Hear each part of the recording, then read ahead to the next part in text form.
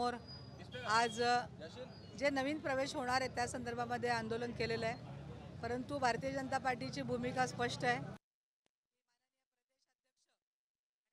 मुख्यमंत्री आणि माननीय पालकमंत्री यांच्या समवेत या सगळ्या गोष्टींची चर्चा होऊनच हे निर्णय होत असतात।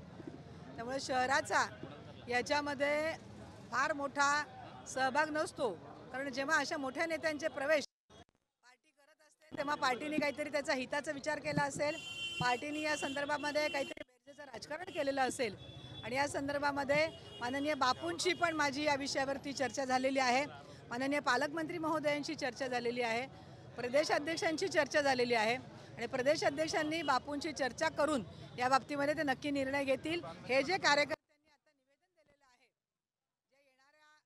आता निवेदन दिलेलं आहे, जे येणाऱ्या नेत्यांच्या विरोधामध्ये हे जे निवेदन दिलेलं आहे त्यांच्या भावना प्रदेशाध्यक्षांपर्यंत आणि माननीय मुख्यमंत्र्यांच्यापर्यंत पालकमंत्र्यांपर्यंत पोहोचवण्याचं काम मी नक्की करेन आणि सर्व कार्यकर्त्यांच्या ज्या भावना आहेत त्याचा माननीय पालकमंत्री, प्रदेशाध्यक्ष आणि माननीय मुख्यमंत्री नक्की विचार करून निर्णय घेतील असं मला विश्वास आहे।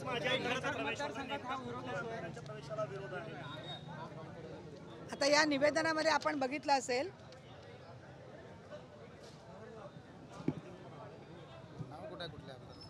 त्यांनी कुठल्याही आमदारांचं इथले नाव दिलेलं नाही आहे, त्यामुळे कार्यकर्त्यांची जर नेमकी भूमिका कळली की कोणाला नेमका त्यांचा विरोध आहे तर त्या संदर्भामध्ये माननीय प्रदेशाध्यक्षांची चर्चा करून त्या बाबतीमध्ये निर्णय घेतले जातील। दक्षिणमध्ये महापालिकेला मागच्या वेळी जवळपास जे 9 नगरसेवक निवडून आलेले ते देखील ऐनवेळेस पक्षातील काही आता हे तर आमच्याच पक्षाचे कार्यकर्ते आहेत, हे इथे नगरसेवक सगळे उपस्थित आहेत, यामध्ये संगीताताई असतील, आमचे कुठे गेले सगळे नगरसेवक, अश्विनीताई असतील, उच्चताई असतील, हे सगळे तर ऐन वेळेला पक्षात आलेले नाही आहेत। बापूंनी या सगळ्या त्यांच्या भागातल्या लोकांची निवड करताना भारतीय जनता पार्टीचा कार्यकर्ता हाच क्रायटेरिया ठेवून त्यांना पदं दिलेली आहेत आणि ते निवडून आलेले, त्यामुळे ऐन वेळेला आले वगैरे असं काही नाही आहे। हे सगळे आमचे जुनेच कार्यकर्ते आहेत भारतीय जनता पार्टीचे। दक्षिण पंचायत समिती भाजपच्या ताब्यात आहे, जिल्हा परिषद सदस्य आहेत, काही नगरसेवक निवडून आलेत आणि बापू 77,000 मतांनी निवडून आले। मग पक्षाला अशी काय आर्थिकता आहे का, गरज आहे नेमकी काय आहे की त्यांना घेण्याची गरज? पण मला असं वाटत नाही आहे की या सगळ्या लोकांवरती अन्याय होईल। या सगळ्या लोकांचा विचार, जे पंचायत समिती आपल्या ताब्यात आहेत, जे जिल्हा परिषद गट आपल्या ताब्यात आहेत, जे आपल्या नगरसेवकांचे वॉर्ड आपल्या ताब्यात आहेत, जिथे आपली निवडून येण्याची शक्यता आहे, अशा कुठल्याही कार्यकर्त्यांवरती अन्याय होईल असं मला अजिबात वाटत नाही। त्यामुळे या सगळ्या गोष्टीची जी त्यांना अविश्वास वाटतोय तो कार्यकर्त्यांना पण माझी विनंती आहे की हे सगळं तुम्ही सोडून द्या, या आपल्या मनाच्या काही गोष्टी करू नका, या सगळ्यांना विश्वासात घेऊनच प्रदेशाध्यक्ष असतील, पालकमंत्री असतील आणि बापूसुद्धा या प्रक्रियेमध्ये आहेत, त्यामुळे या सगळ्यांना विश्वासात घेऊनच या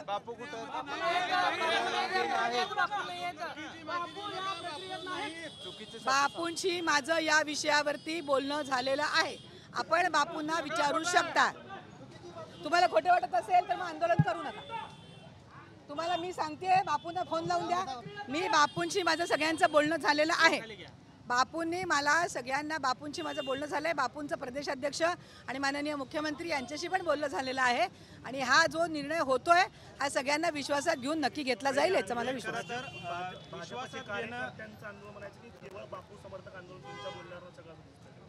बापू समर्थकांचं नाही, दक्षिणमधले सगळे जे भारतीय जनता पार्टीचे पदाधिकारी आहेत ते पण या आंदोलनामध्ये सहभागी असेल, त्यांनाही माझं असं सांगणं आहे की प्रदेशाध्यक्षांच्या लेवलवरती हा विषय आपण नक्की सोडवू। धन्यवाद। यापूर्वी भाजपमध्ये शिस्तीचा पक्ष म्हणून म्हटलं जातं, असं कधी आंदोलन झालेलं नाहीये। भाजप हा शिस्तीचाच पक्ष आहे। या सगळ्या कार्यकर्त्यांचा गैरसमज झाला असेल तर तो आपण त्यांचा गैरसमज प्रदेशाशी बोलून संपवू।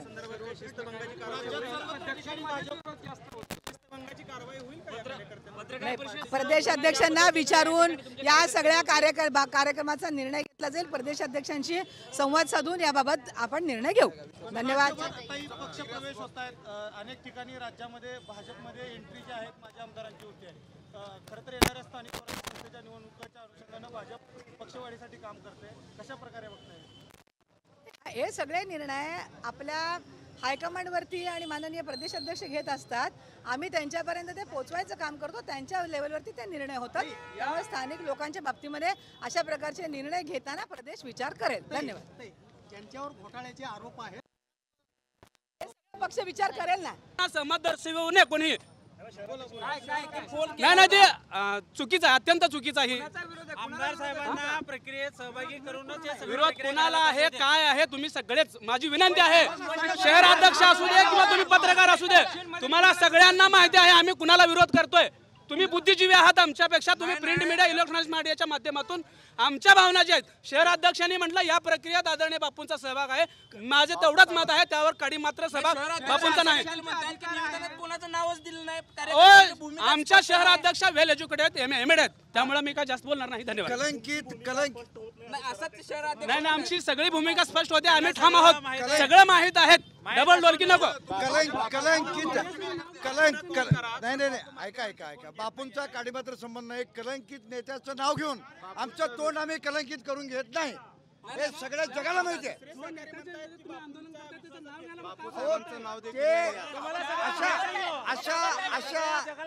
अशा अजिबात नाही. कोण कुणाला घाबरणार. भारतीय जनता पार्टीचा निष्ठावंत कार्यकर्ता, तळागाळातील कार्यकर्ता अजिबात घाबरत नाही. कलंकित नेत्याचं नाव घेऊन आम्ही आमचं तोंड कलंकित करून घेणार नाही.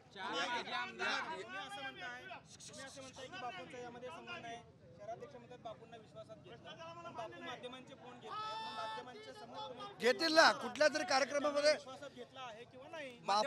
बापू कुठल्या तरी कार्यक्रमामध्ये व्यस्त असतील, तुमचा फोन अवश्य घेतील. बापू कुणाचे फोन टाळणारे व्यक्ती नाहीत. या कलंकित नेत्यांनीच कट रचला होता. ते तुम्ही ठरवा ना, तुम्हाला सगळं माहितीच आहे. ते तुम्ही ठरवा. आपण संभ्रम म्हणतात का, जसं शहराध्यक्ष म्हणतात की संभ्रम करणारी ही प्रेस म्हणजे काय निवेदन आहे, याच्यात नावच नाही कोणाचं.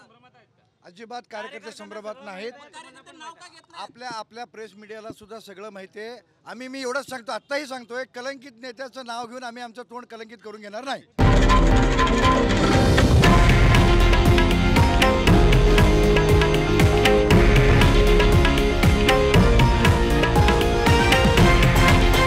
हे आहे देशातील नंबर 1 न्यूज नेटवर्क आणि आपण पाहत आहात TV9 मराठी, एकमेव.